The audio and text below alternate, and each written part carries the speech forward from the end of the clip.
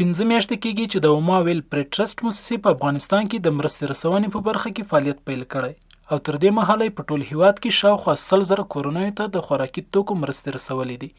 د اوما موسسې استازی وایي چې نن ورځ د یاد ولایت سروزي په ولسوالۍ کې 1500 اړمنو کورنیو ته د مرستې ویش روان دی او په تیرو 2 میاشتو کې د پکتیکا په ګڼ شمېر ولسوالیو کې په 12,000 اړمنو کورنیو د خوراکي توکو مرستې ویشلې دي او په راتلونکي کې پلان لري چې په پرمختیایي برخه کې لکه د روغتیا او اوبو رسونې او د جوماتونو د جوړولو په برخو کې هم خلکو ته د مرستې لاس ورواړوي.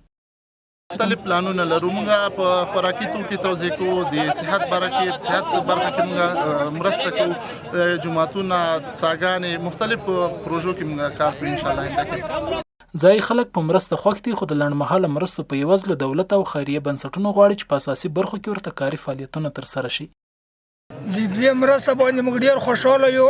آینده دې خدای توفیق درکړي چې زموږ سره دغسې مرستې وشي. یم ډېر غریب په پښو معذوره یم، شی کار شی هېڅ نشم کړلی. نور د الله تاسې کامیابه لري، دا حکومت کامیابه لري. افغان لوړپوړي چارواکي په هیواد کې د اوما موسسې د فعالیتونو د پیل هرکلی کوي او خلکو ته ډاډ ورکوي چې د دولت او ټولو خیریه بنسټونو مرستې به په شفاف ډول تر مستحقو خلکو رسیږي.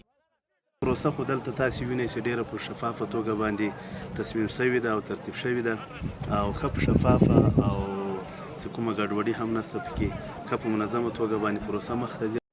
باید ووایي چې له تیر یو کال نه په ټول هیواد کې د نړیوالو هیوادونو بیلابیلو خیریه بنسټونو او د اسلامي امارت له لوري د مرستو د ویش لړۍ روانې دي او راتلونکي کې هم مرستو ته د خلکو هیلې ډېرې دي.